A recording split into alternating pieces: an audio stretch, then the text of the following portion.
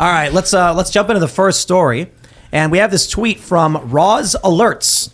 Roz Alerts? What does that mean? I don't know. Either way, breaking multiple reports of an unknown white dust particles falling out of the sky in West Virginia and Maryland. Currently, multiple people across West Virginia into Maryland area are reporting an unknown white dust film descending from the sky. Some local fire departments are advising people to shut their doors and windows and avoid outdoors until it can be identified. Well, let's play the video. There you go. Look at this. It could just be a dust storm. That's what some people are saying. But, yeah, look at that. I don't know about that. Maybe. It is weird. So look at that. That's creepy. Isn't cars, Cocaine Bear coming out this weekend? Is this some weird? Is this some weird? That's what people are saying today. Are they? I thought that was original. They blanket the Eastern Seaboard in white dust to promote their movie. Probably not a good idea. No. Now, Roz Alert says we think this is from yesterday's dust storm that was in parts of New Mexico, Texas, Oklahoma, as weather satellite shows large plumes of dust blowing across the states and making its way to the East Coast. Maybe. But I just want to point out, we have this from the West Virginia, this is the, what is this, DEPW.gov, the Department of, what is that, the Environment or something? Environmental Protection, coordinating with state and local agencies to investigate dust issue in the Eastern Panhandle. They received reports late Thursday night about the dust and mobilized inspectors. No shelter-in-place advisories have been issued in the area. They say that we have staff on site who are coordinating with our state and local partners to identify the material or any potential causes. Samples will be taken. They don't know exactly what it is. So, heck of a convenient time for a dust storm to hit when last week we're like, hey, we're really worried being downwind from East Palestine when they're burning all these chemicals. There's videos coming out of Ohio showing cars blanketed with some kind of white residue. And now we're hearing in the area downwind from East Palestine, cars are being blanketed in white residue. So it's just bad timing? Is it bad timing, or what do you guys think? Well, I mentioned, I think a few days ago, about the half-life of some of the chemicals that are involved in the process. Vinyl chloride being one of them, 2.3-day half-life. Doesn't mean that they disappear, that half of it disappears every 2.3 days. It just turns into something else. So it could have turned into, there could be other stuff up there.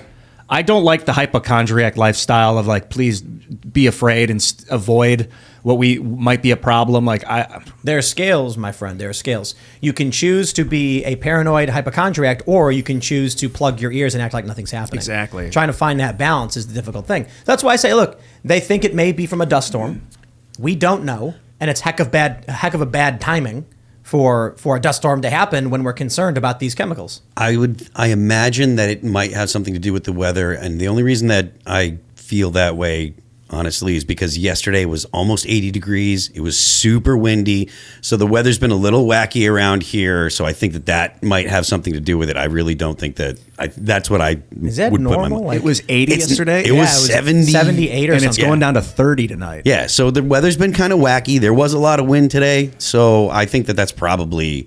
Like, I'm not trying to, be the wet blanket, but I really think that it's most likely something benign. I don't think I've ever seen a dust storm before. I've never been in a Dust Bowl. The first part of the 20th century, there was dust from Iowa making its way all the way to D.C. Oh, okay. No kidding. So this is heard of. Google the Dust Bowl. The historic average for this month in the Harpers Ferry area is 39 degrees. It was so nice. And it was double that. Yeah. It was double the average. So what's I don't know if they have the record listed on here. I'm looking at like weather.com or something. I know it's the boring answer, but I do think that it's because it was the crazy weather. The record is 73. We must have broke that because I think it was 70. We definitely did. I think we must have broken the record. Huh. The Dust Bowl is interesting. I'm reading about it now during the 1930s. Just a period of severe dust storms. Mm-hmm. That's how the desert in Maine was formed, similar to why the Dust Bowl was a problem. Just over farming. Yeah. Or, no crop rotation. They weren't maintaining topsoil and stuff like that. So even if it is a dust storm of dust blowing from the south, doesn't mean that it can't pick up vinyl chloride residue and particles in the atmosphere on the way. Fair enough. Toxins and things like that. Did you guys hear about there's a bunch of factories on fire or something like that? I see Yeah. No, I don't. I'm just seeing videos of factories blowing up. I saw someone talking today. I think it was someone from the Blaze was talking about 3 fires in oil the same oil company, and I don't remember the name of the company. I didn't bookmark the. And there's tweet. tweets right now. I'm seeing a tweet about uranium fire.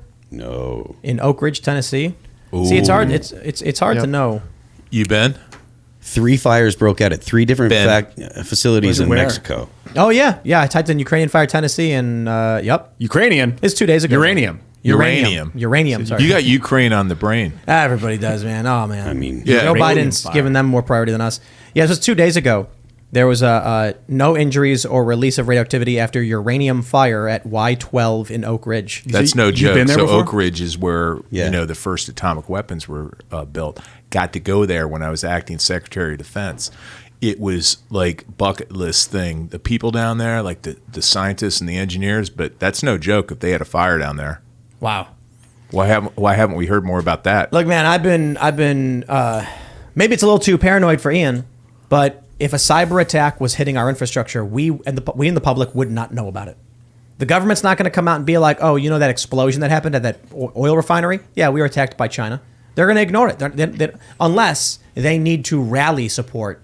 At the time they decide to get involved in the conflict, then they'll come out and be like, yeah, we're being attacked. And then it could actually be a disaster unrelated to war, and they'll just say it is war. You know what I mean? If they could keep the cat in the bag, nowadays with independent media and everything, somebody gets a quick little clip on that on their iPhone, shoots it up to Twitter, shoots it up to TikTok or something, it goes viral. People's access to phones and do you everything. think it could break through?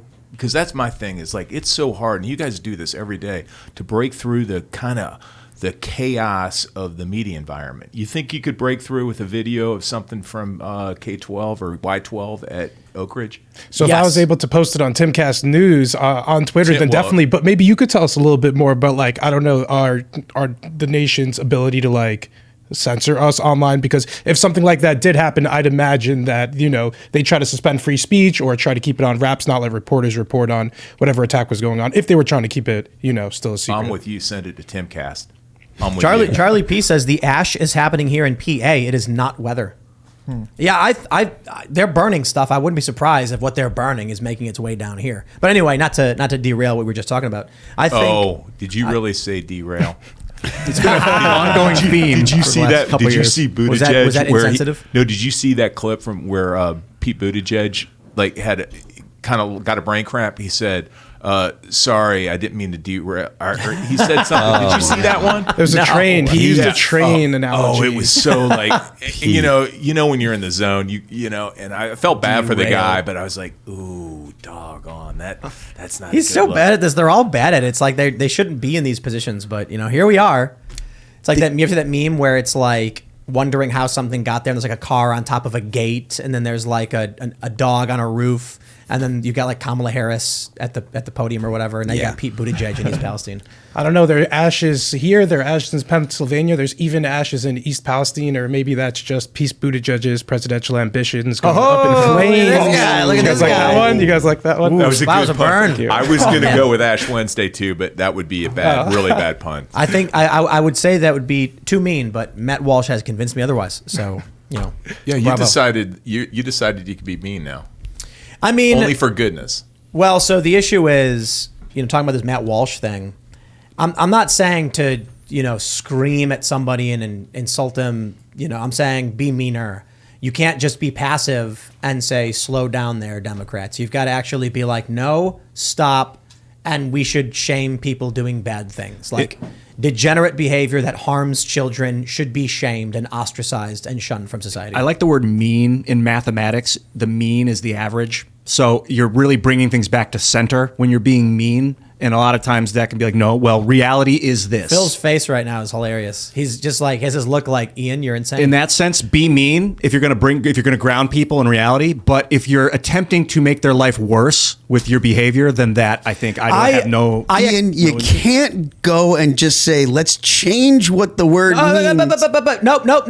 Nope. Stop, Phil. I felt the pull you felt, right? You feel right now, but I got to go with Ian on this one because he's basically giving a golden ticket for everybody to be mean to bad people. I am mean in life. So I will he's- tell you what he's directly saying- to your face what I think. What he's saying is, if there's someone who's a really bad person who's harming kids, and you are mean to them, you're actually pulling them back down to the average by doing so, and I'll take it. Look, wood chipper goes burr when it comes to pedos, but like when it comes to like actually being like changing the meaning of words. Now there you are with that mean. What does that mean? I think Ian you have an issue with like making puns out of political arguments. Well, I think about like I've always thought My about being head's gonna mean. explode after that one. Being mean isn't being nasty. That's why they're different words. It's not being cruel because that's why they're different words. Like meanness has a purpose. I'm sitting here, being like, all these people are talking to Matt Walsh saying you shouldn't be mean to people and blah, blah, blah. And Matt's like, no, there's no limits. Like, we can't let these people do these bad things. And he's giving you a straight justification for his action. And then Ian gives this circuitous semantic definition of, well, actually mean just signifies the average, in which case when you're mean to someone, you're just making them average. And it's like, okay, however you want to literally causing me physical pain with that. However you want to justify calling someone a creepy degenerate, I will accept. Well, not that. I wouldn't. Yes, what Matt Walsh is talking about is like be as cruel as you can. Like he intends to be cruel. I don't think Matt Walsh was saying be as cruel as possible. Well, okay, I think maybe not as possible. Okay, he was just saying be mean to these people. These people. I talked about this with Ali earlier. I talked about it last night. You've got people who are doing bad things that hurt people. Yes. And they either experience positive reaction or neutral reaction. If there is no negative response to their actions, they'll just keep doing it because the investment is clearly in one direction. Yeah, it's positive reinforcement. Thanks for watching this clip from the Timcast IRL podcast. Hang out with us live Monday through Friday at 8 p.m. and become a member over at timcast.com for uncensored, members-only shows exclusive. Thanks for hanging out, and we'll see you all next time.